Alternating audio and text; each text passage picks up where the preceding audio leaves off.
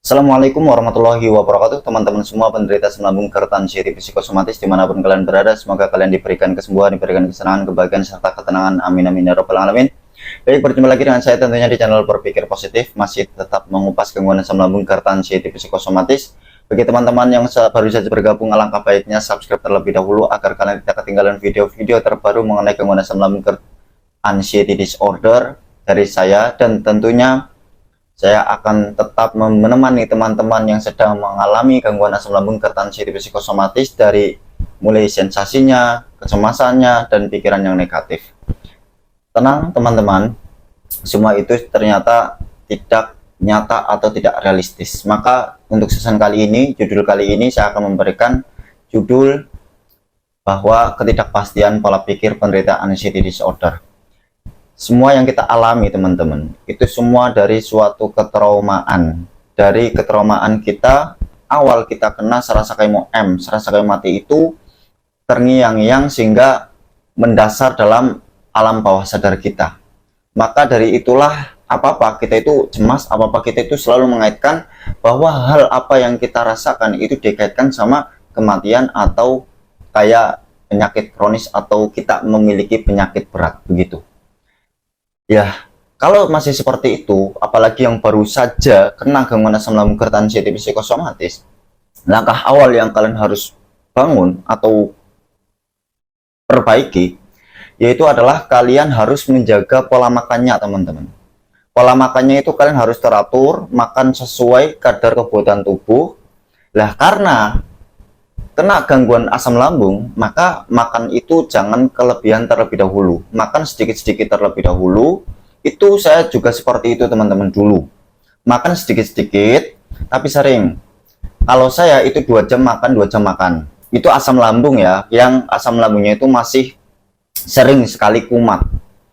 Juga, yang selanjutnya, kalian harus sering-sering gerakin kaki teman-teman. Kadang, kesetresan, itu juga memicu asam lambung naik alias reflux. Lah, kalau seandainya kalian itu stres, lah cara menangani kesetresan itu mulai dari organ tubuh, yaitu kalian harus meluruskan atau menetralkan kaki teman-teman. Saya seringnya itu mengangkat kedua kaki teman-teman. Saya ulang bolak-balik kakinya diangkat. Lah, itu akan menetralkan perut saya, juga akan menetralkan pola pikir saya teman-teman. Itu sesuai pengalaman saya. Nah, tidak hanya sekedar itu ya, biar kalian itu pikirannya nggak selalu over, kalian itu sering-seringlah mainlah ke sungai atau mainlah ke kebun, guna untuk menetralisir pikiran yang selalu negatif akan adanya sensasi yang sering menghampiri. Sensasi yang kalian alami teman-teman, jangan pernah kalian hubungkan, kaitkan sama penyakit kronis, sama penyakit berat, dan itu tidak ada hubungannya. Saya pernah ngalamin sensasi yang kalian alami soalnya. Bahkan, saya pun dulu sering kena serangan panik. Kebanyakan penderita anxiety, ketika kena serangan panik, jalan satu-satunya pasti larinya dan yang dicari itu IGD. Karena apa? Karena takutnya serangan panik itu benar-benar terjadi pingsan atau terjadi yang padahal itu teman-teman, itu dari reflux asam lambung. Lah pikiran kita itu sudah terkuasai oleh anxiety, yang mana anxiety itu sangat kuat sekali. Juga hormon untuk menangani kesetresan atau hormon serotonin itu tidak ada. Maka yang dimenangkan itu biasanya lebih ke negatif gitu. Lah biar nggak selalu negatif, maka kalian harus kuatkan hormon serotonin terlebih dahulu. Dengan cara apa? Setiap pagi kalian harus rutin jalan-jalan pagi, setelah itu berjemur. Juga diusahakan teman-teman sebelum jalan-jalan itu mandi pagi teman-teman. Itu juga sangat bermanfaat. Apalagi mandinya itu sebelum subuh. Itu bagus sekali teman-teman. Itu bagus. Itu awal yang masih kena gangguan asam lambung, mulailah perbaiki pola hidupnya terlebih dahulu. Yang pertama pola makan, terus pola hidupnya. Lah nanti seiringnya waktu, berjalannya waktu, maka pola pikir itu pun akan membaik teman-teman. Jadi kalian harus mulai menyibukkan diri dengan melakukan aktivitas yang kalian senangi, dengan aktivitas yang benar-benar membuat kalian itu senang, teman-teman. Juga membuat hal tersebut itu fokus gitu, memfokuskan diri kalian. Carilah pokoknya sesibuk mungkin dan carilah sesuatu yang menyenangkan. Itu manfaatnya juga akan mengalihkan pikiran-pikiran yang negatif yang ada di otak kalian, teman-teman. Dan memang kebanyakan berita anxiety itu semua ditakutin, ya kan? Jangankan orang meninggal, dengar suara burung aja itu pun takut. Jadi kalau saya pikir, teman-teman, setelah saya sembuh, saya pikir-pikir itu lucu sekali ya. Kenapa hal tersebut itu ditakutin itu? Suara ambulan juga ditakutin. Suara burung di malam hari itu ditakutin karena mitos zaman dulu itu kan kalau ada suara burung itu pertanda ada orang yang mau meninggal kan. Nah, kebanyakan penderitaan anxiety itu selalu dikaitkan dihubungkan sama dirinya. Itulah penderitaan anxiety. Dengar apa kabar duka, takut. Pas langsung keringet dingin, piar-piaran, les-lesan gitu kan, badan langsung lemes, dan ujung-ujungnya kena serangan panik. Itulah. Jadi kalian itu sebenarnya hebat, teman-teman. Kalian itu hebat. Kalian sering melawan pola pikir kalian yang tidak ada hentinya. Kalian selalu berusaha. Kalian itu pastinya sudah sangat capek, sudah sangat lelah menghadapi gangguan ini. Dan tenang, teman-teman, semua pasti akan berlalu, kalian pasti akan hidup normal kembali. Semua itu hanya bentuk respon tubuh saja, teman-teman. Dan itu hanya mengganggu di aktivitas kalian saja. Sebenarnya itu memang tidak berbahaya. Realitanya di saat kalian itu periksa ke EKG, ya kan, ronsen, nyatanya hasilnya normal.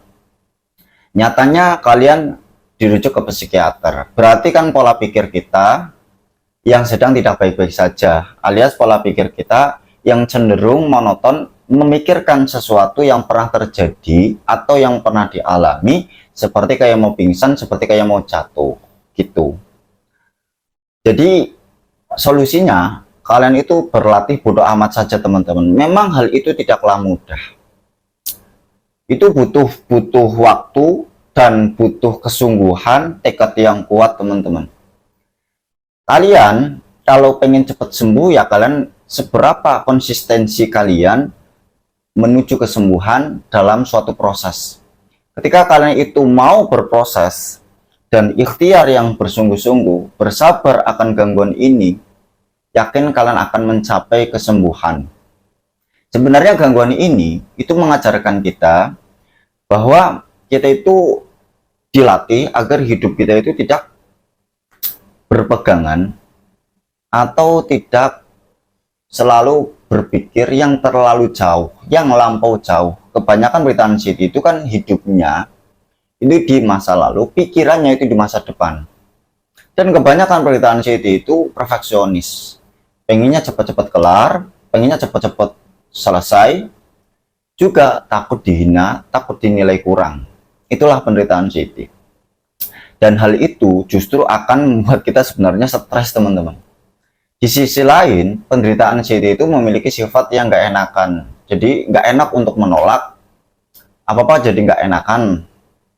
Itulah penderitaan anxiety. Yang padahal sebenarnya itu tidak kita sadari kalau kita selalu menuruti rasa nggak enakan, menuruti kepentingan orang lain dibanding diri kita sendiri dalam sebuah perasaan atau mental kita. Maka yang kita hajar itu mental kita sebenarnya, teman-teman. Kita itu dihajar oleh mental, dan ujung-ujungnya ya akhirnya kita jadi orang yang apa-apa over, pikiran jadi berlebihan, berakibatkan stres. Dari stres itu kita kena gangguan asam lambung GERD. Dari GERD itu memicu anxiety, kecemasan yang berlebih gitu, teman-teman. Maka mulai sekarang jadilah orang yang bodoh amat, dan kalian hindari searching, teman-teman. Ketika kalian mengalami sensasi mulai dari ujung kepala sampai kaki, kalian jangan searching terhadap Google atau searching apa yang kalian alami. Dikhawatirkan nanti kalian tidak bisa mengendalikan pola pikir akan hasil jawaban dari Google itu, yang padahal itu sensasi itu nggak ada hubungannya sama penyakit kronis. Kalau kalian tanyakan ke Google, nanti Google itu akan menjawab itu berupa penyakit kronis. Padahal sensitif sekali bagi penderita anxiety jikalau jawaban itu munculnya penyakit kronis. Yang ada kalian itu tambah takut, yang ada mental kalian itu melemah, jadi apa-apa dipikir, lah kalian stresnya bukannya menurun, malah meningkat. Lah kalau stresnya meningkat, kalian itu susah sekali keluar dari gangguan anxiety. Jadi kalian harus jauh-jauh atau buang jauh-jauh searching itu. Kalian jangan mengingat-ingat sensasi, jangan mengingat-ingat hal yang membuat kalian itu resah, gelisah, dan takut. Contohnya apa? Perihal penyakit, menghubungkan penyakit, menghubungkan sensasi penyakit kronis, menghubungkan penyakit berat, itu jangan. Kalian harus hindari itulah. Pokoknya kalian buatlah sehappy mungkin. Hidup cuma sekali teman-teman, itu dibikin happy semungkin, sehappy mungkin, sebahagia mungkin. Kalian lihatlah teman-teman yang sudah pada sembuh, nyatanya bisa sembuh kok. Aku ya teman-teman bisa sembuh, yakin kalian juga bisa sembuh teman-teman. Mas, kalau seandainya sore itu sering sekali merasakan cemas, gelisah, saya pun dulu gitu teman-teman. Dan solusinya gimana? Cukup kalian ambil air hangat untuk menetralisir asam lambung itu teman-teman. Juga sebelum maghrib sore teman-teman, sekitar jam 3:30 lah ya, habis asar itu kalian diusahakan jalan-jalan grounding sore-sore teman-teman. Itu saya lakukan dulu teman-teman, jalan-jalan sore itu juga meningkatkan hormon serotonin. Dan nanti kalau seandainya mau masuki malam atau di waktu maghrib itu kalian tidak stres, tidak gelisah, segelisah-gelisah mungkin, atau tidak berlebihan lah gelisahnya gitu. Kalian harus konsisten jalan-jalan sore.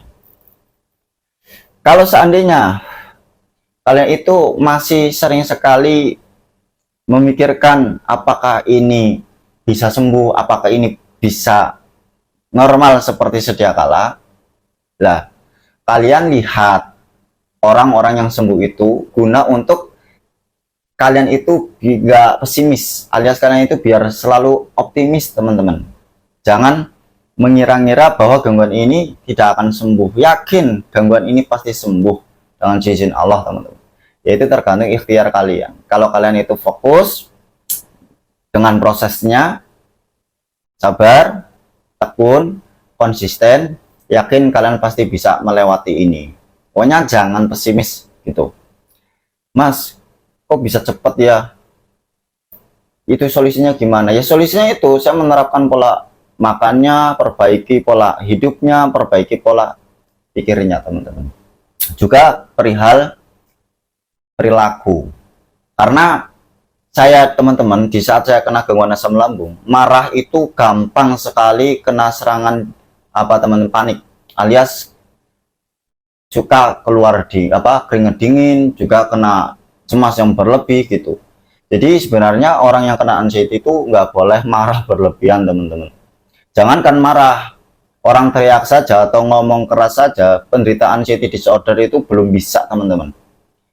Biasanya kalau masih dalam gangguan asam lambung gerd anxiety, ngomong keras itu sering sekali nafas terengah-engah atau nafas berat. Kadang di saat ngomong pun itu yang terjadi suara itu kayak berhenti sejenak, nafas juga berhenti sejenak teman-teman.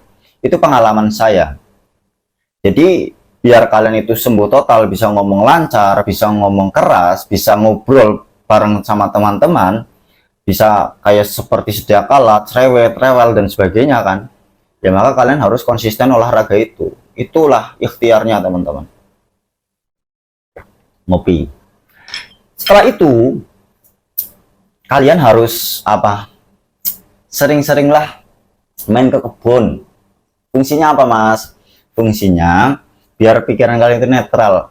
Orang yang stres, entah itu stres dalam pekerjaan, keluarga, atau stres seperti yang kita alami, yaitu menghadapi sensasi, menghadapi pola pikir yang negatif, yaitu melihat air yang mengalir, salah satunya melihat hijau-hijauan, itu sangat membantu di pola pikir kita, biar pola pikir kita itu nggak terlalu negatif gitu.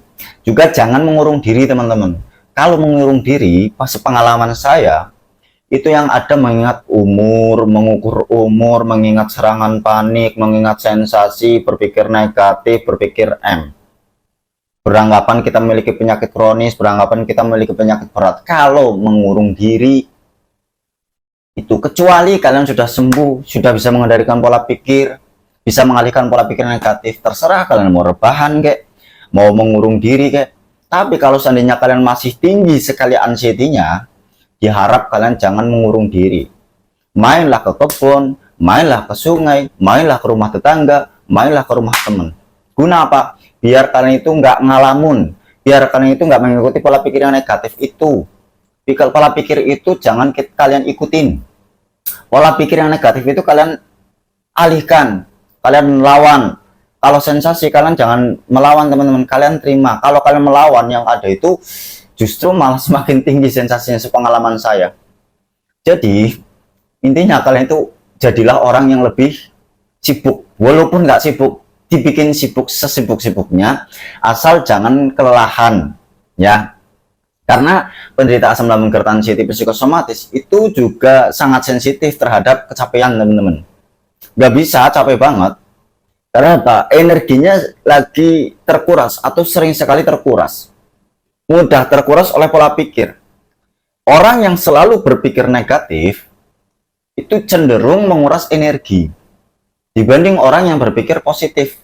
Jadi orang yang negatif terus, kita kan pikirannya takut meninggal lah, kan takut memiliki penyakit kronis lah, takut memiliki penyakit berat lah, takut apa namanya pingsan lah, gitu kan. Justru itu cepat sekali menguras energi teman-teman. Maka janganlah heran kalau seandainya kalian itu sering sekali lapar, ya kan, udah makan mudah kenyang juga. Itu memang seperti itu teman-teman. Memang asam lambung kita itu belum stabil. Jadi ketika kita sudah makan nggak nyaman, belum makan yang nggak nyaman, sudah makan yang mudah kenyang, ya kan. Kalau seandainya nggak makan, badan lemes, keringat dingin, jantung berdebar-debar, nafas berat, sensasinya pada muncul kan. Itulah orang asam lambungnya gitu teman. Jadi udah kalian lapar, makan, yaitu solusinya sedikit-sedikit terlebih dahulu, jangan terlalu kebanyakan. Kalau kebanyakan ya yang ada itu malah nanti mudah sekali reflux. Diusahakan setelah makan kalian jangan tiduran, jangan rebahan teman-teman. Karena apa? Karena kalau seandainya kita langsung rebahan setelah makan, itu yang ada itu reflux, nanti menghambat ke pernafasan, nafas kita itu berat. Itu nafas berat bukan efek dari penyakit ya teman-teman, tapi efek dari memang asam lambung kita itu katupnya itu belum rapat, belum membaik, jadi mudah sekali naik lagi ke kerongkongan gitu. Maka jangan heran kalau seandainya kerongkongan sering mengganjal, udah solusinya cukup minum air hangat aja. Cukup minum air hangat. Lihat dulu teman-teman, saya juga tidak hanya melakukan jalan-jalan pagi dan berjemur, saya itu konsisten juga melakukan kayak senam, yoga teman-teman. Ikhtiar saya itu banyak. Dan alhamdulillah seizin Allah 3 bulan sembuh. Dan saya yakin kalian bisa sembuh. Bagi teman-teman yang sudah lama sekali nih, yang sudah sampai bertahun-tahun, kalian ayolah bangkit, keluar dari zona nyaman kalian. Jangan turutin ketakutan kalian. Mas, tapi saya sudah paksakan. Di saat saya mulai berproses jalan-jalan pagi, saya itu rasanya kayak lemes banget, kayak mau pingsan, kayak mau jatuh, kayak mau roboh. Pandangan nyata dan tidak nyata, berkunang-kunang, keringat dingin, piar-piaran, jantung berdebar. Nggak apa-apa teman-teman, saya juga dulu gitu. Dan itu tidak terjadi. Maka saya memberikan judul ini, ketidakpastian pola pikir anxiety.